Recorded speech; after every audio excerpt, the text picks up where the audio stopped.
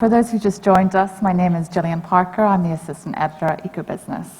And we'll be moderating this session on ESG risks and opportunities, strategy and implementation. ESG-related issues are increasingly being recognised by regulators, business leaders and investors as being material to a company's operations and bottom line. Amid rising pressure, business leaders are grappling with how to integrate ESG principles into business strategy. And in this session, we'll discuss some of the risks and opportunities related to ESG. I have the pleasure of introducing Elena Filipova, Director of Sustainable Finance at Refinitiv. He joins us online. Thank you, Elena. And together with Perpetua George, General Manager for Group Sustainability at Wilmar International, also joining us online. Welcome. And with us in Singapore, I'd like to welcome Asad Razouk, Chief Executive, Gurn Energy, and Jerry Matthias, Partner and Co-Director of the Global Sustainability Innovation Centre for Bain & Company. Thank you all for joining us today. It's lovely to see you in person. Great to see you. And to our audience, we do have a question and answer session after this, so please do share your questions on the virtual channel. So to kick off our discussion, we're just going to do an audience poll. On a scale of 1 to 10, be honest, where should ESG rank in a list of company priorities? So 1 being not at all, and 10 being top priority. So we'll let some of those answers come in and we'll revisit that in a little while. What have we got so far? Okay, good answers. So let's just go straight to Elena. Thanks so much again for joining us today. Just switch back to the, okay.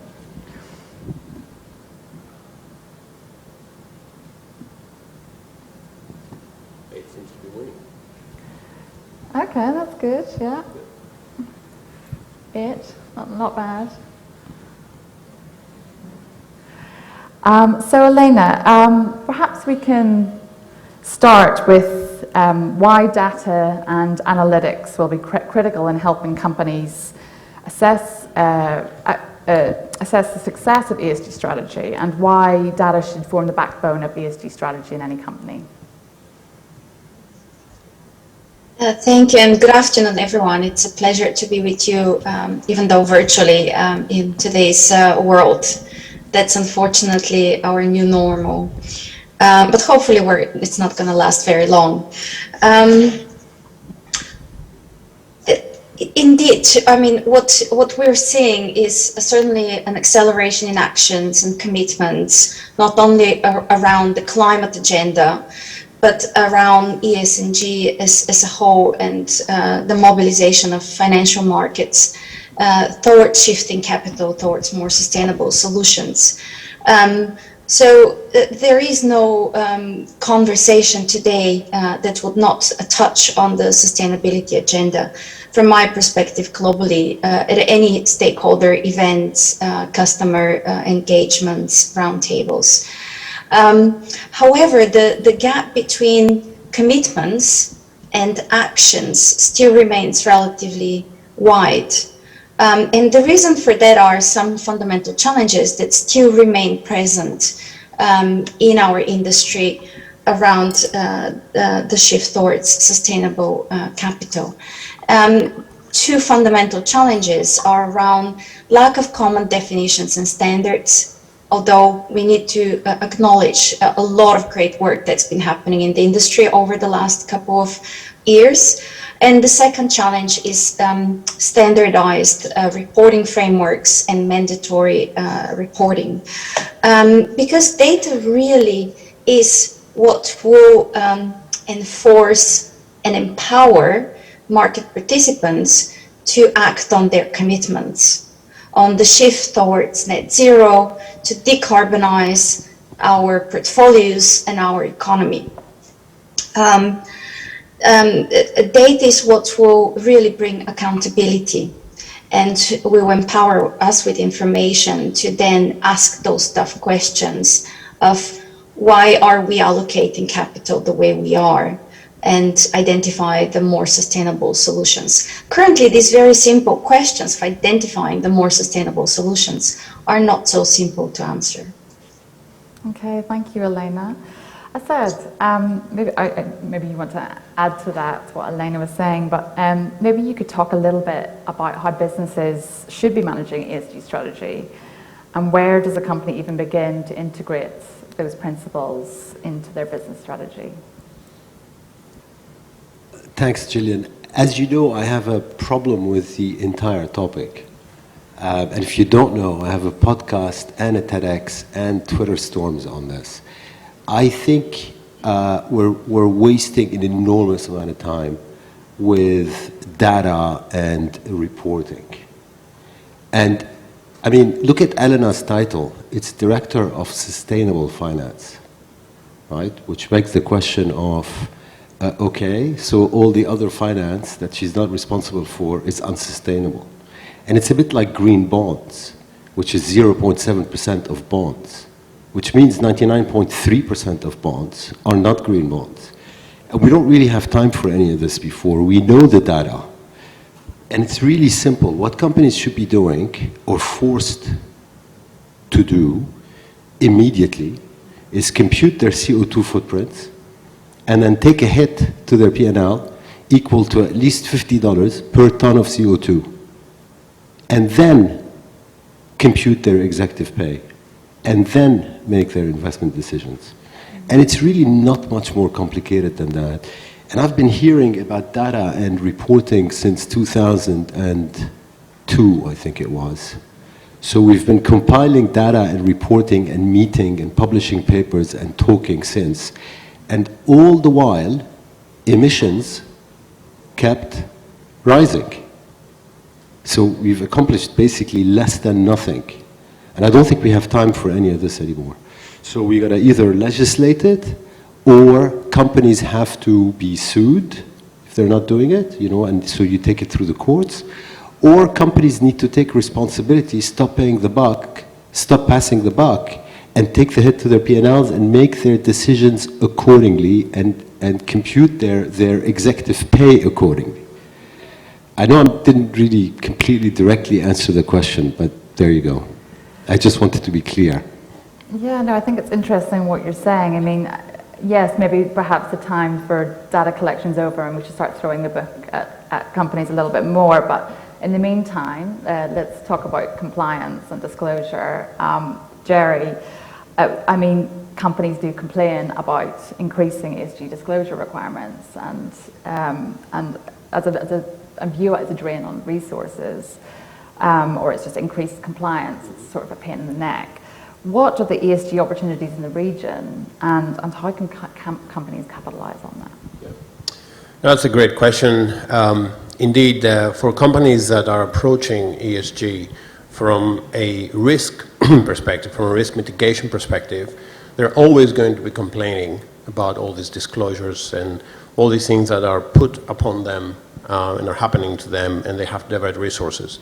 The truth is that what we see, especially from our work, is that companies that are truly taking sustainability and embedding it into the core of their business, a little bit like what Assad said, start thinking about remuneration, start thinking about their products being able to embed sustainability, start thinking about even taking hits on their P&L, so fully embedding sustainability, and they start creating value out of sustainability.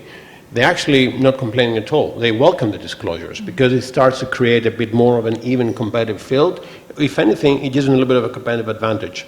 Now, if we take this to the region here, to ASEAN and Southeast Asia, I'd say that the opportunities are enormous. If we only look back and see what Southeast Asia has achieved with the digital economy and the leaps it has done in digital economy and how fast it has progressed and developed this industry, if only the same could be replicated for the green economy, which we start seeing signs of that possibility, then the economic opportunity is enormous. Last year, Bain & Company, we issued a green economy report where we said that there's up to $1 trillion of opportunities in GDP, adding to GDP by 2030, if we focus on embracing ESG. And that, when I say we, I mean both governments as well as the private sector. And that $1 trillion will come both from opportunities in terms of ROI on new investments, but also will be savings that would come by adopting new technologies, greener technologies, new energy, and so on. So the opportunity is there. I think the will is there. What we are missing is a few other components, which could be around skill, it could be around availability of materials, and of course the timing, which is actually even 2030 is just not too far away. Thank you. Perpetua, nice to see you again. Just talking about skill and how to sort of approach a strategy for businesses, and coming from sort of an agribusiness perspective, perhaps you could walk us through some practical examples of how business can improve sustainability and traceability in supply chains when dealing with a commodity, for example. I will get to that, but I thought it was also important to address, I think, what Assad had mentioned just now, which is, we're kind of wasting our time at this point, right? Is it really about data, or is it more about sort of pushing for action? And I think it's quite interesting, I think, that perspective. I think on the one hand, to say that I think ESG doesn't just equate climate and climate disclosures, but on the other hand, I do agree with what Assad is sort of saying in a sense that, if you look at the palm industry as an example, we have had actually about 20 years of sustainability action put in place because of pressures, not necessarily from investors and from the financial sector in the early days, but because of civil society pressure.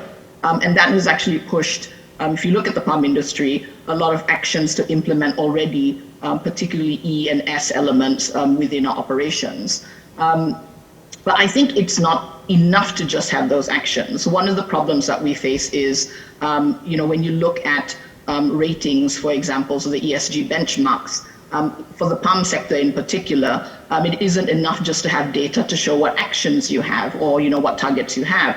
But I think key there is the point about the narrative, a narrative around, the industry being perhaps not ideal, the industry being, lots of allegations on various things, human rights issues, deforestation issues. And I think the trouble here is that, at least from the Wilmar perspective, what we found is if you continue doing your sort of actions without aligning it with these disclosures that come in place, what you find is people almost don't believe you. They don't believe that you've got these actions on the ground. They don't believe that, no matter what the statistics say. So for example, 37% of deforestation reduction has happened since 2016 in Indonesia and palm growing countries.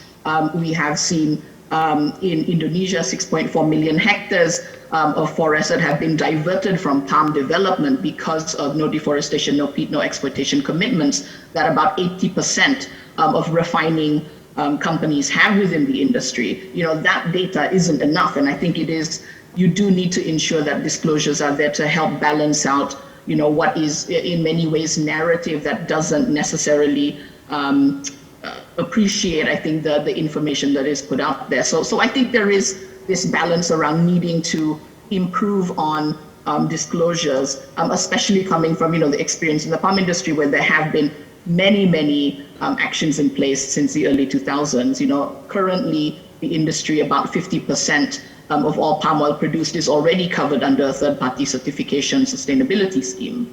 So that says quite a lot with the industry, and yet the narrative out there is still talking about how the industry is unsustainable. And so this is where I think on the financial side and the financial investor push to increase disclosures, I think has actually helped the palm industry move a little bit to say, actually, if we take everything that we've done in the past and align it and report it in the way that, financial people like to see it, there is more ability to understand what has happened. And I also agree that, at least for the climate elements, these still need a lot of work, and standardization, I think, is important. Like, what are people looking for? We get thrown, we have investors, financial institutions that work with us that say, we want you guys to report on TCFD, we want you guys to have certain CDP disclosures. And we ask back, well, for what?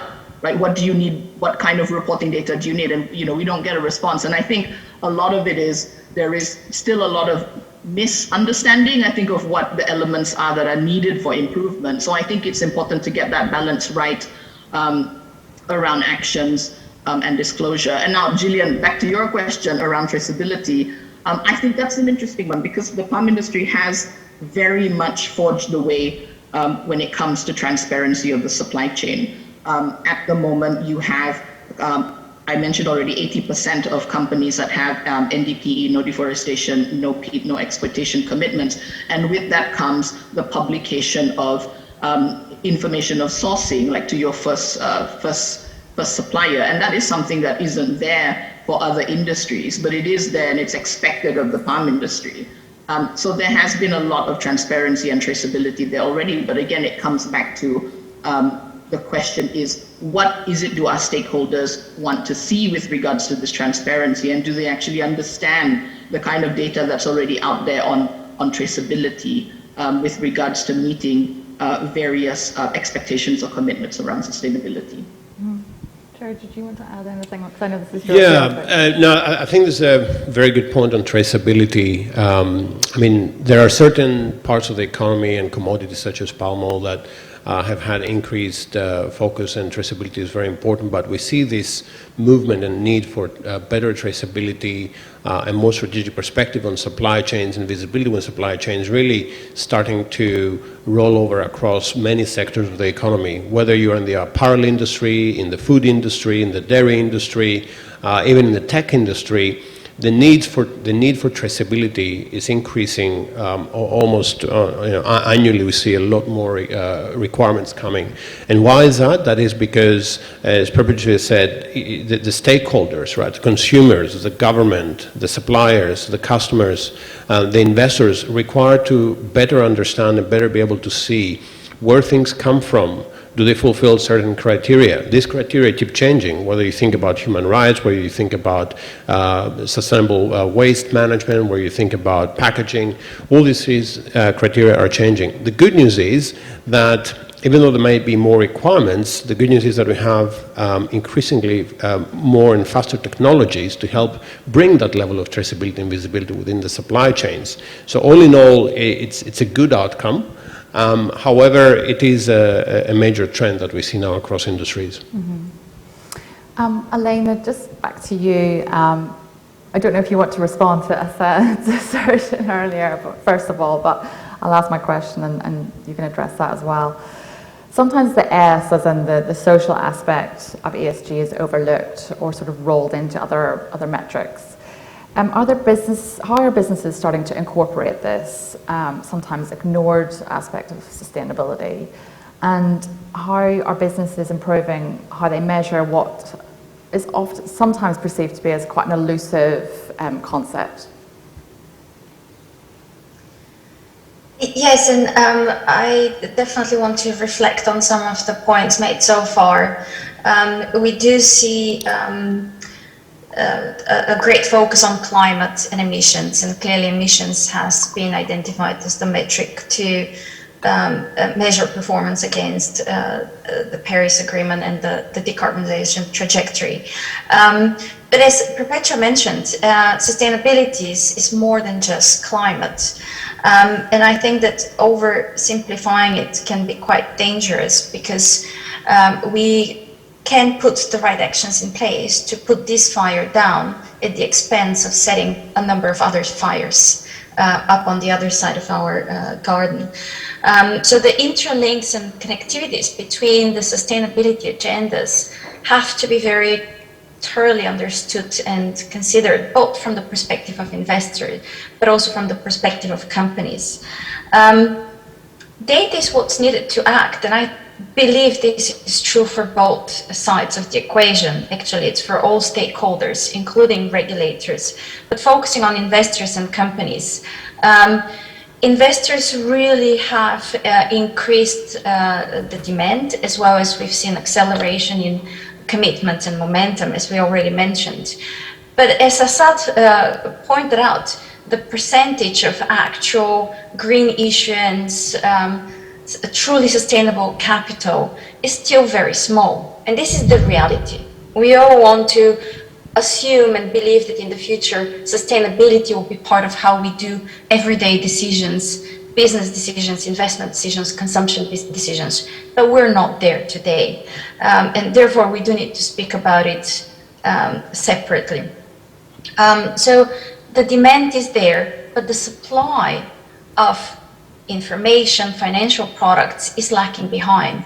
And there are different reasons for that. From a company perspective, the challenges are similar. When you look at the sustainability agenda, there are still a very significant number of topics where companies themselves do not have the information to disclose on it. Whether it is to do with their carbon footprint through their indirect footprint, the Scope 3 emissions, for example, or whether it's into the social agenda. And I can give you an example. We as a company are very committed to the diversity agenda, but diversity in a broader sense, not just diversity in the sense of gender, but also racial and ethnic disabilities, age, and so on. And as a company last year, we realized that we're assuming that we're not doing enough on some of the diversity dimensions, but we couldn't back it up with data. We don't know ourselves what percentage of our employees and workforce associate itself with different groups. So we went out to our employees to ask the data and find out, is it actually true, and inform our strategy and determine what are the next steps, what are the focus areas that we have to zoom into if we are to have meaningful positive impact on our workforces. So you do need to use information to inform your actions. And I think Perpetua said it quite rightly, it's finding the balance between actions and disclosure. I will take it even a step further. Finding the alignment between actions and disclosures is very important. Going back to your question on the S, indeed, what we've seen is the S is probably the best kept secret in sustainability. Broadly speaking, because there are areas which are a lot more challenging and others that are more well understood by the market, and there is a better disclosure, like gender diversity, for example. But when you go into human rights and supply chain or tax evasion and other areas, the challenges are deeper and more complicated to overcome. But we do see more momentum and more industry desire to make sure that we progress and accelerate across the full agenda as outlined by the UN Sustainable Development Goals, because of the dangers really to cause progression in one area and harm in another area. Okay, thank you, Elena. I mean, Jerry, just sort of going on the back of that and looking at the sort of blind spots in ESG, where do you see the biggest blind spots in ESG strategy in companies? Yeah. And is it social or is it something else? No, I quite agree with Elena, because even if I speak from our perspective and the work we do with our clients, there is a great amount of focus on the E. That is primarily because maybe the danger or the impact on balance sheet and P&Ls is more obvious. If you think about climate change, if you think about catastrophes and so on, and there are daily examples of how this manifests itself on companies' finances. But probably one of the biggest blind spots, if we want to put it this way, is probably around governance. So the S is definitely one area where increasingly we see a lot more focus. We also do a lot of work with our clients on DE&I. And there's a lot of requests that are coming through for work on DE&I, which is very, very encouraging. But when it comes to the governance, when it comes to certain issues that still exist much around the world in terms of how decisions are made, to what extent there could be elements within the company where meritocracy or decisions on commercial outcomes and so on, they're not always driven by the best quote, for example, the best supplier. It could be other things going on. And also when you think about rules around privacy of data and so on. So I think governance is still one area where has not been explored enough, and there's still a lot of room to explore. Every now and then you do have some sort of event that comes up that suddenly says, what about governance, and companies have to spend more time there. But I think it also goes back to your initial question about the resources. For a company, we'll have a limited amount of resources to spend on ESG, even though that should be increasing for sure, but it is a matter of prioritization, and that prioritization typically would come by materiality assessment. In other words, what's the most important thing in ESG that happens to my company? And one last thing I want to say is that materiality assessment that many companies are doing these days is actually very good, because it helps a company to bring the focus it needs to have on ESG. Not all things ESG are equal for every company. Each company will only have resources and the capacity to focus on maybe 3 elements from ESG that truly could affect that company and have a great impact, both in terms of the operations and the risk aspect of the company, but also in terms of what impact that company can make back to the world. So if you are a industrial company, obviously emissions from your operations you have a big impact to that, but also has a big impact on your company. So doing that materiality assessment, identifying where you can change and what you can make an impact is important. But to your question, probably governance is one area where we still need to pay attention. Okay, thank you.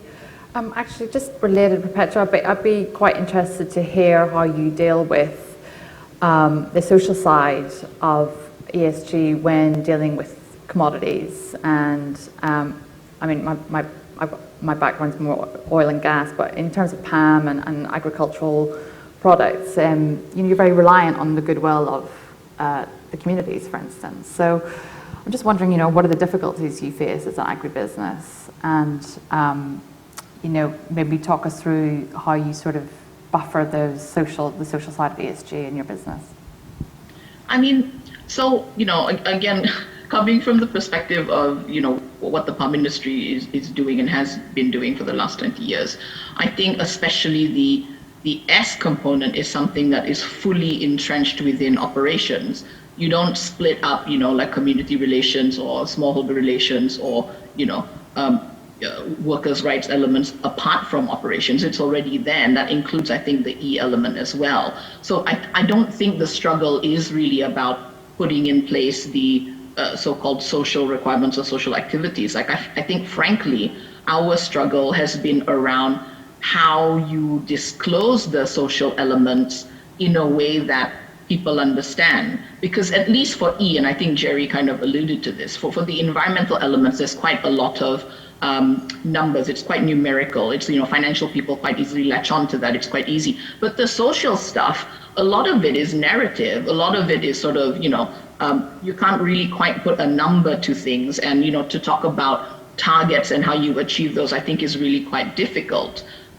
So I think that really is, it's not so much about the doing, because, all these things, for example, the palm industry have, at least for us, we've got child protection policies in place. The child labor elements or no child labor elements have been in there since, again, the early 2000s.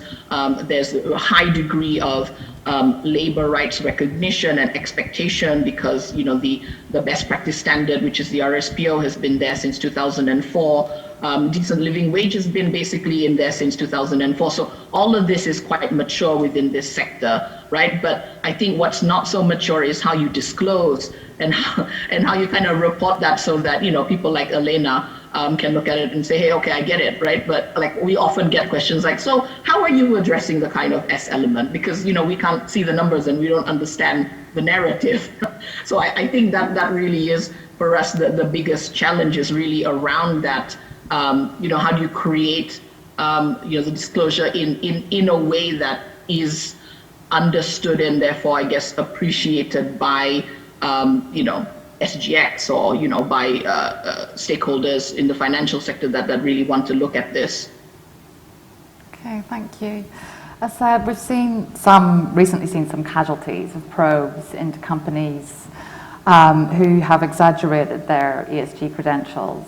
And we sort of touched on there being more punitive consequences for those companies. Are we likely to see more companies come under scrutiny, particularly in this part of the world?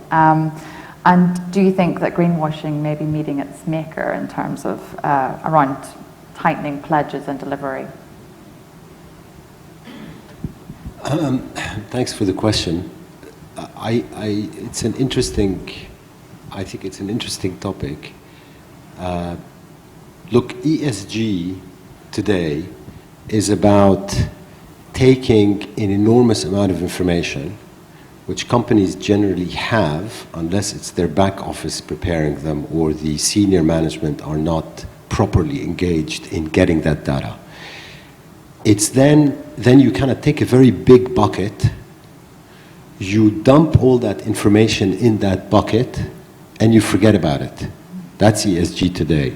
Because none of it actually flows through the financial statements.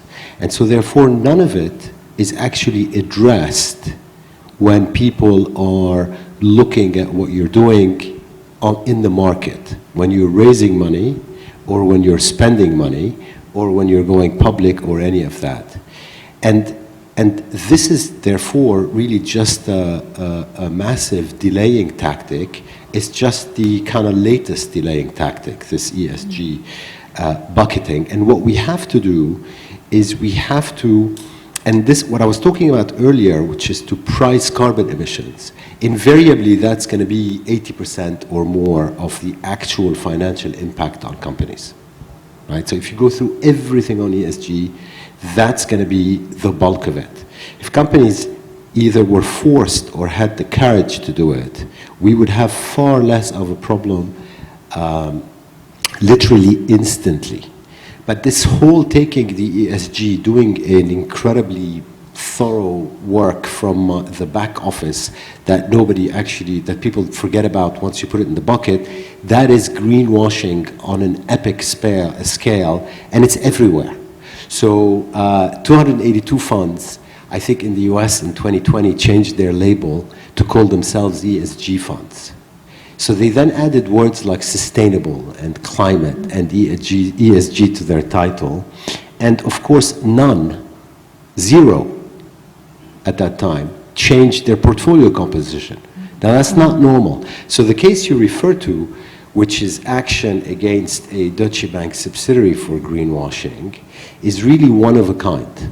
We need the regulators to make it into a stampede. We need the US SEC to act, we need the British to act, we need the Germans to act further, I would say. And yes, these things should be enforced, because at the end of the day, disclosure is not enough, especially if nobody's reading it. You know, so you have to have enforcement, you have to have laws, and we have to have action. Action. So there you go. Okay, thank you. Elena, maybe you could add to that actually, your point of view. You know, you're sitting in Europe, so it'd be good to get your perspective on that as well. I mean, I fully agree that law enforcement is long overdue in the financial sector. We've seen all sectors a lot more strictly regulated in terms of their product labeling in the sustainable space, and something being flagged as bio product, you need to have the proof behind it, and if you don't, you're fined. The financial sector should not get any free pass in that regard, and it's slowly, this is slowly changing.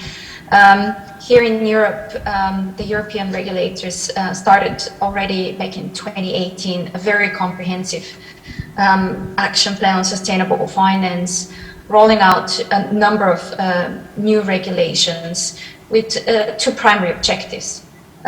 One being minimize the risk of greenwashing, and the second, of course, being transparency, because that's how you do it. It's the regulator asking for consistent disclosure of information, which is then reviewed and enforced and regulated and actioned on. So I fully agree from that regard. We have still some way to go. The DWS example indeed is, I think, quite eye-opening for many market participants who are more skeptical and still approach sustainability in a PR marketing way. This is quite dangerous, and it is starting to impact their bottom lines and their financial performance. So I think that it's just an example of what's yet to come. And more conversations that I am joining with industry stakeholders is also involving lawyers. So enforcement is certainly on its way. Okay, thank you, Elena. I'm just going to take some questions from our audience. Please jump in as you feel fit. I've lost my question. As a sustainability team in a company, the biggest challenge is to obtain the buy-in from the relevant departments and the board. It is always treated as a data collection exercise. What's the single thing that we can do to change this? Jerry, do you want to take that one? Yeah, sure. That's a very good question, and it's actually so true that getting that alignment and getting that cross-functional collaboration is actually very difficult. Maybe rather than me giving it a tip, maybe I can paint the picture of what good looks like and what works for companies that can actually make progress, and to what Assad said, really start taking action. Because at the end of the day, what we need here, and having the risk of sounding a little bit too ideological, is we need action. Disclosures, rules, all that. What we need is really action, because we're up against time. So what does make work in this sense? So the first thing is what we see companies that are able to progress their initiatives and get all the data and have all this collaboration across functions and so on, are the ones that first of all have a very clear ambition that has been able to be bought in by the board and be bought in by the executive committee. If you don't have that buy-in at the senior level, it's very, very difficult to really get the resources that are required to make the investment in terms of time resources, human resources, and financial resources to make the progress. Then you have to be able to take that ambition and really break it down into specific tasks and initiatives that are fully integrated into each one of the functions. So if you want to talk about emissions, you have to be able to say, what does it mean for supply chain, and what does it mean for my operations, what does it mean for my manufacturing, and how will that be integrated, embedded into the daily business of that. Having KPIs, and going a little bit back to what Assad said about compensation, is also something that we see working quite well. Being able to link the KPIs of a specific initiative to the KPIs and the performance of the middle management or the junior management, and inevitably to some form of a compensation. But what we see work really well is one that compensation is of a rewarding nature rather than of a punishing nature. So in other words, you could make an extra X if you hit your KPIs on ESG versus you won't get paid your bonus if you don't miss out. So ultimately it's a change management process. Sustainability embedded into the business is the ultimate change management program and transformation. So it does require some of the basics, sort of one-on-one aspects of change management, which is, as I said, is clear communication, breaking down the initiatives to very specific and how they affect people, and then having some sort of KPIs and metrics that link with the performance. I think one of the problems that one of the things that we see quite a lot at Ecobusiness is, we see people moving into the sustainability, but their background has got nothing to do with sustainability. So much like funds and bonds, you slap a sustainability label on it, and therefore you are, which is not always the case. And we heard earlier on a panel that more training needs to be done at board level. Shouldn't everyone be getting that training from the top right to the very bottom? Assad? Yeah, they should, but I think Jerry is fundamentally correct about one point, which is the pay. Training is nice, but not getting paid is far more effective. So if you want to get through, so what we did, for example, at the company I run is for everybody from mid-management up, if your salary is, say, 100, we don't pay you 100. We pay you 100 minus 7.5%, which we withhold. If you deliver on your ESG aspects, you get that back at the end of the year. And if then the company delivers on tailored ESG that have to do with your impact as an individual, you get on top another 7.5%, That's completely separate from discretionary bonuses or other incentive scheme or anything. So that's 15% of your compensation that is living with ESG, and trust me, that comes through far faster than training. People will then just train themselves. There's a lot of stuff on YouTube. Okay. I'll take your word for it. Perpetua, perhaps you could add to that, actually, because I know some aspects around measuring the dependency on particularly natural capital is still pretty tricky. And actually there's a huge argument to say that actually should be brought into the finance department. It shouldn't be siloed into a sustainability office. It should be reflected in your profit and loss and in your balance sheet. Is that something that I know Wilmar has done some work around natural capital, but is that something you're seeing more in your industry as a whole? Well, at least for Wilmar, we struggled with this question always, right? It's like we always get asked, like, how much are you spending on sustainability? And you say, well, we can't actually give you that number because it's already bundled into our operations. And that is, for us, absolutely true. We have, all the elements related to, compliance levels for no deforestation, no peat, no exploitation. That's built into the KPIs of the operational running of the company. So for us, it's really quite difficult to split it out. And for us already, I think, again, we've been doing this for about 20 years. For us, there is a clear business case, right? And that is why, it hasn't been for us that difficult to get the sort of switch over into, putting in more into disclosures, et cetera, because the work was already there, and this recognition, lots of things like, to sort of bring it back to an example, for, plantation workers, you implement, good labor elements, you pay wages, you don't withhold salaries, which is illegal. And these things really do create a kind of stable workforce. So you have the efficiencies there. You look at elements like reducing chemical use, things like, measuring out your greenhouse gas emissions, and elements to do with carbon capture. All of these things do create some efficiency and savings for the company. Increasingly now also, SLLs or sustainability linked loans that are coming in, there is a demand, I think, on the finance side. And for us, it's always been bundled in. So for us, the sort of capital, the green capital, sustainability capital, I think has always been there, but it is quite hard to unpick because it is entwined with the operational business as a whole.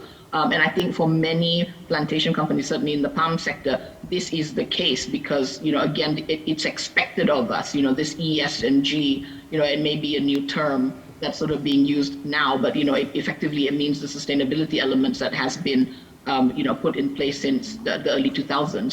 So it is, for our industry, it's a little bit the other way around in that, there was these expectations and these requirements that were expected, and then now we're sort of looking at how do we improve the disclosure or the narrative. So it is very much, okay, let me put this way, it's recognized. And I think certainly in this industry, people are prepared to pay for sustainable volumes. And that is something that definitely, I think, resonates with what some of the things, the panel have been saying. Mm-hmm. Thank you. Asad, I've got a question for you.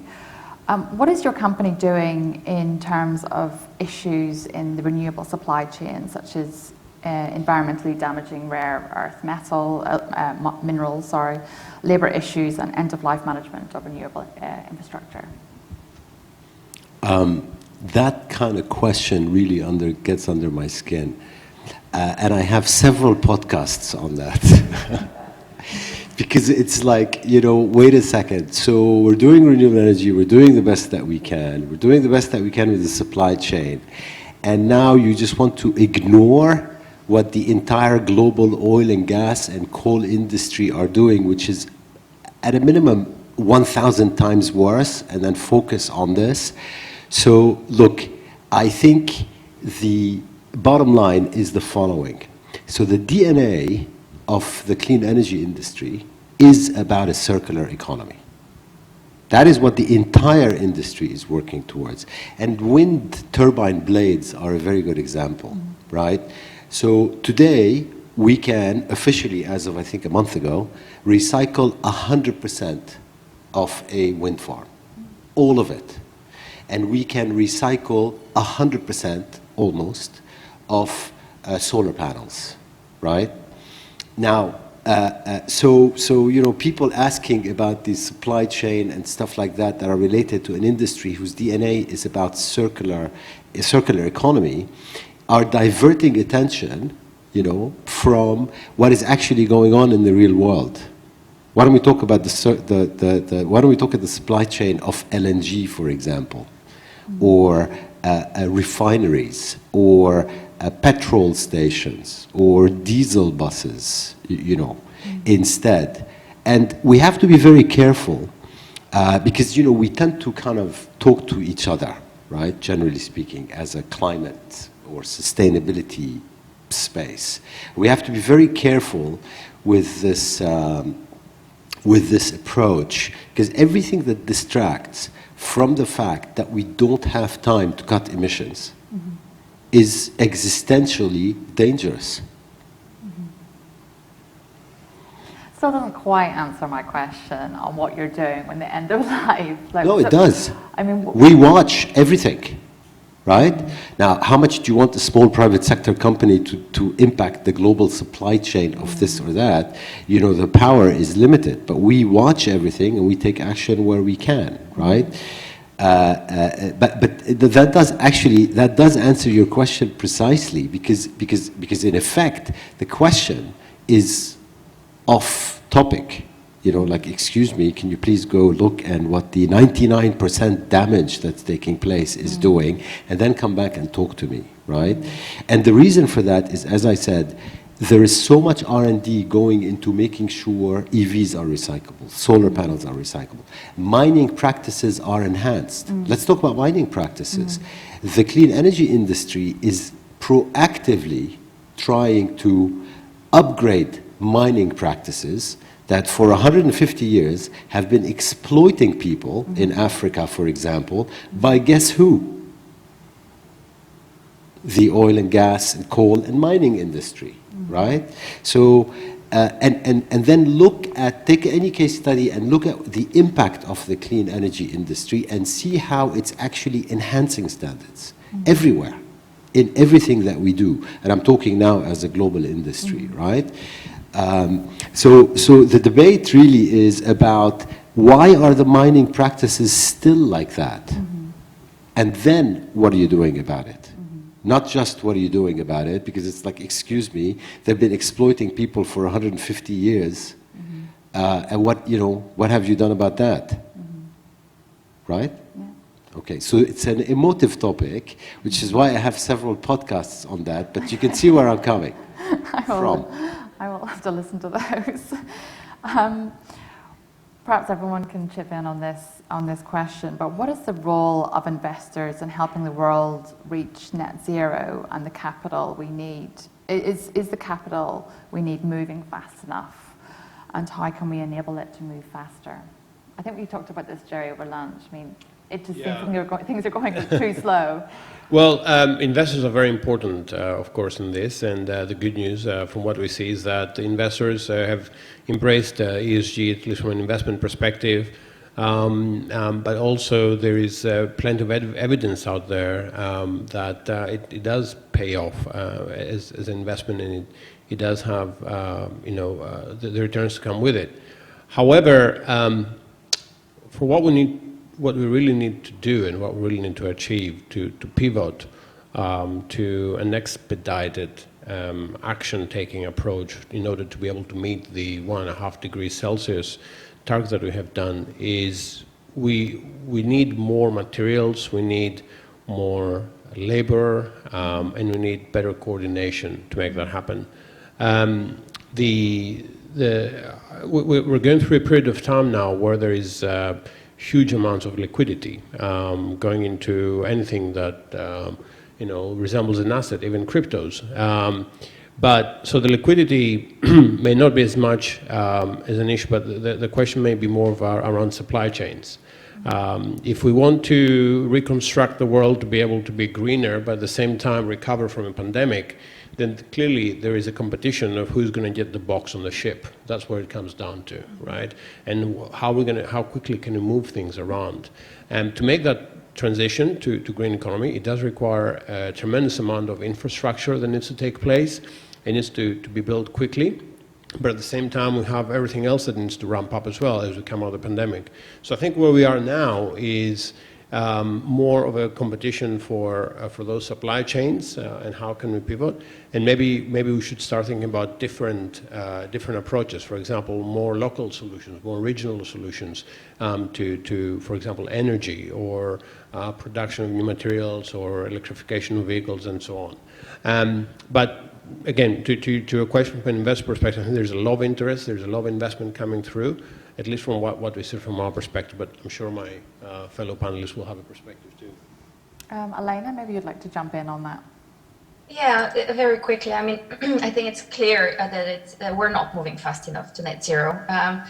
Just mentioning the IPCC latest report, which clearly was alarming and shows the urgency to decarbonize the economy a lot more quicker. And I think that the point that clearly there is more focus on the high carbon sectors for obvious reasons, but ultimately every company in every sector needs to create a credible transition plan. And this includes financial markets. And from what we've seen in recent months is that the financial markets understand that, and the sector is moving very quickly in the direction of shifting capital towards net zero goals, or committing and to look for ways to do that. Because investors and the financial sector is the mechanism through which you mobilize the trillions needed to finance transition. And I think that what actually is needed to enable that shift of capital, we've mentioned it numerous times, that we need shift of capital towards sustainable solutions. But what is needed is comparable information, not narratives. Capital markets cannot react on narratives. They need numbers which are scalable and comparable, can be run across thousands of securities.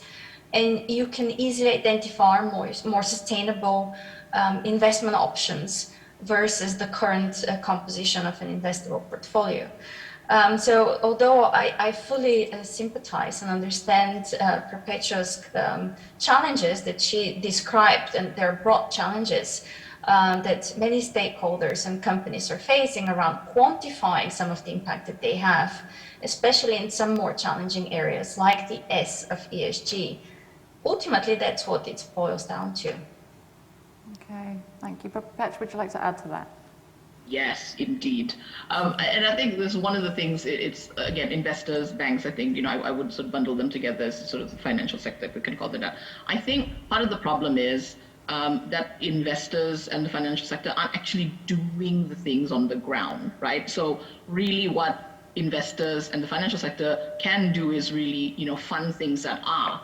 Right, and this is, I think, where the crux of the problem is, at least for us. And I can give you an example. Like, 5 years ago, we had a really long-going conversation with, a major bank based out of Europe that was really looking at wanting to provide potential capital to smallholders to basically be more sustainable. Right. So basically, long story short, we got all the way down to the discussion of the term sheet, and in the end, the financial institution was not willing to go forward because they were not willing to take the risk. On the smallholders, and effectively they wanted Wilma to basically guarantee that process, right? And again, so I think that this is the crux of the matter, right? I think the conservativeness, and again, it's there for a reason within the financial sector, I think really needs to start to be challenged if you want to really make amends to the 1.5 degrees, right? Because if you are only providing financing to companies that are already doing well, then really you're not really going to change the platform to get the guys that are not doing so well to move forward, right? So I always talk about this credit card analogy, only rich people who can afford it get good credit cards, right? People who don't really. But if you really want to get people to get good credit, you have to start somewhere. And I think it's the same with ESG and sustainability. Don't be afraid, financial institutions. Go after the guys or try to induce them to come on board a more sustainable business operation. So, and I think that would be, for me, like the main thing and sort of bring it out there. So yeah, a little bit controversial, but I think needed, absolutely needed to be said. Thanks. Thank you so much, Perpetua, and I think that's a great note to end on. Thank you so much to our great panel, Elena, Perpetua, for calling in. Jerry and Asad, thank you very much indeed for joining us today.